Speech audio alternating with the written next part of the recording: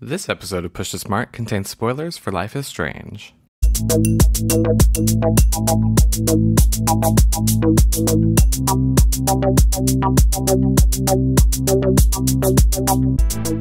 Hello and welcome back to the Push to Smart Water Cooler. This week we're going to be looking at the latest from Dontnod Entertainment. It's an episodic adventure game in the same vein as the TellTale Games, and it's called Life is Strange. So, Stacey, what is Life is Strange about? Life is Strange is about a girl that has transferred to a special, it seems like an art school. Yes. Back in her hometown from living in Seattle. And as soon as she gets here, it's clear something strange is going on because she's discovered she has the ability to rewind time. There's a kind of Laura Palmer-esque disappearance happening in the background. She's reunited with her best friend who has this abusive stepfather. There's some corruption going on at school. Lots of mysteries. Intrigue abounds. Lots of intrigue. Also time travel, because video games. Yeah. So I actually didn't know much about this game going into it. I all I knew is that it was from the same people who did Remember Me, and it was episodic, and it was female protagonists, and I was sold. So when I started, I was kind of like, what did I get myself into? I'm going to say some things that are probably going to sound very harsh, but...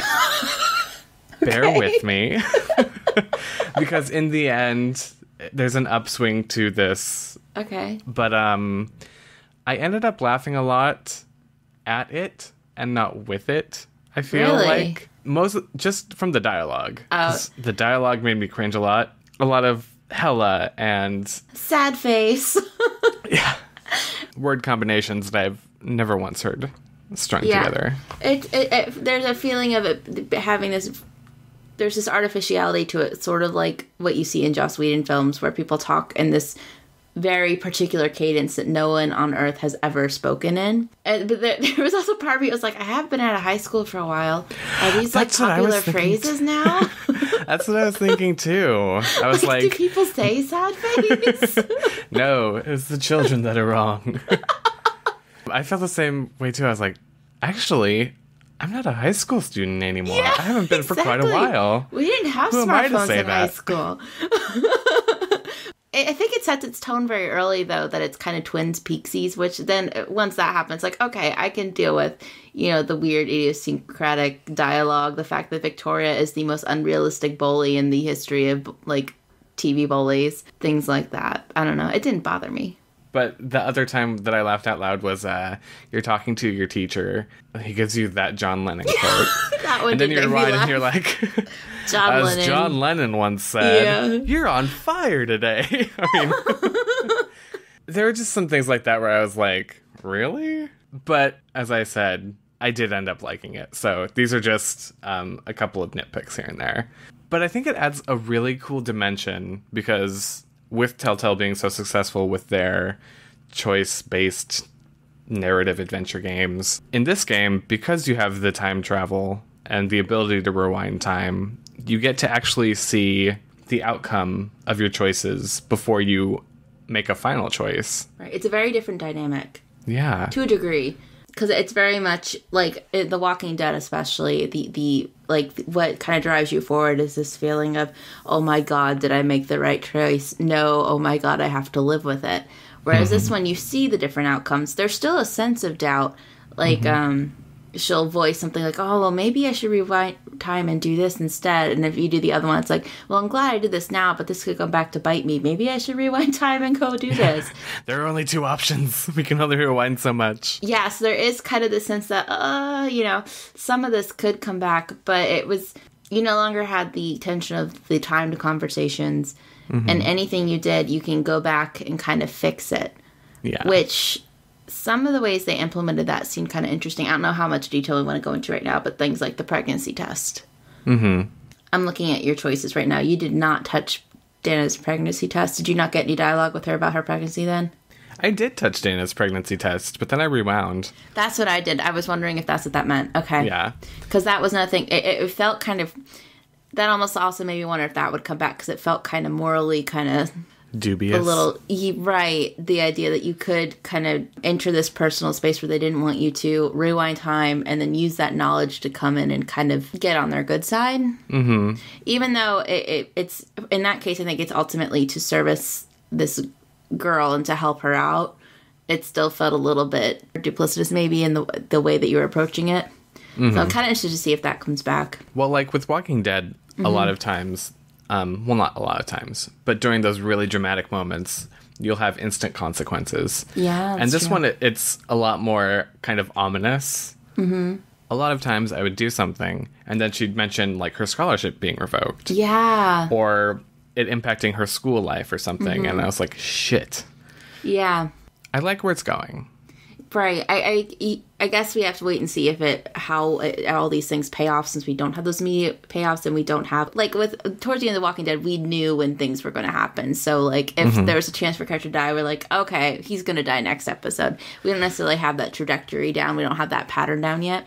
So it'll be interesting to see if it does develop those patterns, and we are able to call things, or if it's able to kind of keep us guessing. Mm-hmm. Yeah, I really like where it's going right now. It reminds me a lot of Twin Peaks. Mm-hmm. And I liked the fact, too, that it has a lot of nods to its to things like Twin Peaks, Stephen King novels, things like that, just kind of in the background that really kind of clue you in as you're playing, like, okay, this is the kind of what I should be looking out for. This is the trajectory of this game, things like that. It also, the first part reminded me a lot of Alan Wake. I haven't played that game. It's not very good. Oh. It's okay. I mean, I got it and Deadly Premonition, like, at the same time. Mm-hmm. And so it was no contest. Yeah. But Alan Wake was a game with a lot of good ideas that didn't quite deliver. And one of the things that it really drives home is it has this protagonist who's a novelist, and there's a lot of call-outs to Stephen King directly in it. It's very much trying to create this parallel. Mm-hmm. And I felt this was a little bit more graceful. Yeah. And the way that it did it, as far as having, like, the dorm room, that's the same room as The Shining, with the red rum written on the door. And just kind of, like, this kind of offhanded joke about it, rather than, like, her just espousing how Stephen King is her mentor, or, like... Like, a lot of people have been talking about how it's an authentic high school experience. Did you feel that? I don't know. I'm not entirely sure what would make a high school experience authentic, because high school is so different for everyone. Mm-hmm.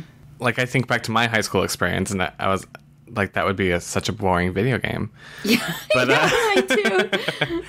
But I guess, I mean, like, the way that you kind of know of people instead of know everyone. Mm-hmm. That's a really good point, because this game has a lot of characters. Yeah, a lot of characters. Yeah, and not all of them are going to be central to the murder, but they kind of populate this world and, again, set the tone in a way that's really nice. It reminded me a lot of some, like, Gone Home moments. Mm-hmm. And when you're in Chloe's garage, it reminded me a lot of Heavy Rain. When you're like, oh God, I have to make sure that everything is back in place, that nobody realized I was here, which I really liked. That was one of my favorite things about Heavy Rain, is kind of cleaning up after yourself. I know that sounds silly, but how many games do you do that in? Exactly. Like, yeah. In Zelda, you just break pots and leave. Yeah. And now I'm looking at the minor choices. Yeah, which I didn't even notice was in the game until you sent me the screenshot of your minor choices. There's so much that I just didn't even know this was even a part of the game. It's a much larger game than I originally thought it was. It's weird knowing the different choices ahead of time before you make that final choice. I mean, other than the incident with Victoria, I didn't ever make fun of her, because I was like, why would she? Yeah. But, like, reporting Nathan versus hiding the truth, a lot of times it felt like, well, there is no good option. Right. Especially in, like, high school, which, again, maybe because this is, as we discussed, I would be an incredibly boring game to play as a high schooler. I would have reported Nathan, because I was a goody two-shoes. So that was just natural for me. Like, oh, yeah, I'm going to report him. And there's this, you should have hid the truth. There's a bigger conspiracy. It's like, it's high school. I reported him, too. And I was like, well, if somebody has a gun in the frickin' school... Yeah. Obviously. We apparently did not make good game protagonists. Then there were choices like when Step Douche was harassing Kate. Like, do you intervene? Oh, or do you take a photo? That was a tough one, because I first took a photo. Me too. And she sounded like she was filled with such regret. I rewound and intervened, but I feel like the photo would be more useful later. Yeah, exactly. That's what I think too. But again, this is also, it had to go back. It's high school. Mm-hmm. Like, I'm coming to this as an adult Where I'm like, of course you tell the principal. Of course you take the photo evidence. Which maybe I need to get more into the character of Max and think of, like, what she would be thinking in this scenario. Because I'm not quite there yet, I don't think, like I was with Clementine. But Max seems kind of like a good... I don't know. They do a pretty good job of leaving her as a blank slate because she's new. Yeah. So it's like nobody really knows her or has expectations for her besides Chloe. And even then, there's been like a 5-year gap. Yeah. That was one thing, though, when you're commenting how it's kind of strange knowing all the outcomes. Mm-hmm. That was another thing that Alan Wake did. Because as you were exploring, you were finding, like, pieces of a novel he had written. Mm-hmm. And so it acted as a way to kind of create suspense, because you'd be running around the forest and you'd find, like, a sheet of paper that had written on it, you know, I was running through the forest and then I heard the chainsaw. And you'd be like, oh, God, waiting for a guy to show up with the chainsaw. Mm-hmm. And so, I mean... I think that's a really interesting way of kind of creating suspense in a genre, as we've discussed before, it does not have suspense. Mm-hmm. And perhaps this is kind of bridging that gap as well. It's kind of, okay, you know, we're just going to show you all the cards, but is it the right one? Yeah, but I think the part where we were most split maybe was when you're back at Chloe's house. Did you stay hidden or did you come out of hiding? I couldn't find a place to hide. Oh, no. So was it timed? I guess so, because I saw that choice at the end. I was like, what, you could hide? Because first I tried the closet and it fell out of me, and then I went to the window and she's like, this is pointless, and then he burst in. So it must have been timed. So I never hid. Where did you end up hiding? If you rewind time, you can move the lamp out of the way and then hide in the closet. I didn't get it. It's that rewind mechanic. That rewind power. I forgot it. So what was that like for you? He just bursts in, and he accuses Chloe of listening to her loud punk music and smoking pot. And Chloe goes, it's not mine, it's Max's. She blames you? Yeah. And then you have to either say, yes, it's mine, or no, it's Chloe's. Oh. I said, yes, it's mine, and then he yells at you and leaves. And Max has a comment, like, she's really excited she got to help out Chloe against this guy, but she's worried about how that will affect her scholarship. And maybe she shouldn't lie anymore. Yeah. So there's like a little bit of regret, but she's happy in that moment, which to me felt like a good decision for Max in that situation. Mm-hmm. Like, that a kid would make that decision, you know, I'm going to stand by my friend. Yeah, I kind of regret my decision, to be honest. But first I came out of hiding to intervene, and I was like, yeah, it's my pot, whatever. And he was all like, gar, and he kind of like grumbled away, and Chloe was like, that was badass, you're awesome. And I was like, yeah, I am. And then she was like, but my scholarship, and I was like, no. So I rewound and I went and I stayed hidden, and he ends up slapping Chloe. Oh. Yeah, it gets kind of intense. Okay. Obviously. And then when you come out, she's like, thanks for backing me up. And I was like, oh no. But at least my scholarship, I'm a bad person for doing this. Yeah. Yeah. It seems like that for a lot of the choices. Same with, like, you had a similar choice or a little bit earlier between that character and Kate, where it's either you take a photo of him, which I saw as, like, incriminating evidence, or you intervene, and if you take the photo, you know, Kate just goes, thanks for nothing, and leaves, which I want to be like, but I took a photo, we could take this to the police. Look at this Polaroid. Yeah. You know, the majority of why I stuck with staying hidden was because I was like, oh, now I'm a witness to him slapping her. Oh, yeah. And now I can say, da-da-da-da. That's tough. It also, that kind of affects the role play, too. If you're going to play this role of this teenager, I think there is, like, it's easy for us as adults who are not in this situation, but playing it in a video game to be like, yes, I'm going to be a witness. I'm going to take the incriminating photograph. I'm going to tell the principal. And I'm going to comfort Victoria because I'm the bigger person. But, I mean, maybe for a teenager, when you feel like, you know, you're in that moment, yeah, you're going to stick up for your friend. They do track minor choices, too, that they make that distinction between minor and major. And some of them are seemingly as minor as water your plant. Which I, of course, did, because I'm not a monster. I did, too. I'm excited about those closely more like those character decisions that I loved in Walking Dead and defining Clementine. Like, yes, Max will be a person that waters her plant. She'll be the kind of person that erases the insults off of Kate's dry erase board on her door. Yeah. Things like that. But I will see if they actually pay off in more dramatic ways as well. But yeah, I'm excited. I think it has a lot of potential. I think there's a lot of potential too. Even though my initial reaction was like semi-cringe, now I'm kind of semi-hopeful. Good, I guess. I mean, now I'm hopeful. I think they should put that on the box. Yeah. From semi-cringe to semi-hopeful. Push to smart. So that does it for our first water cooler discussion on Life is Strange.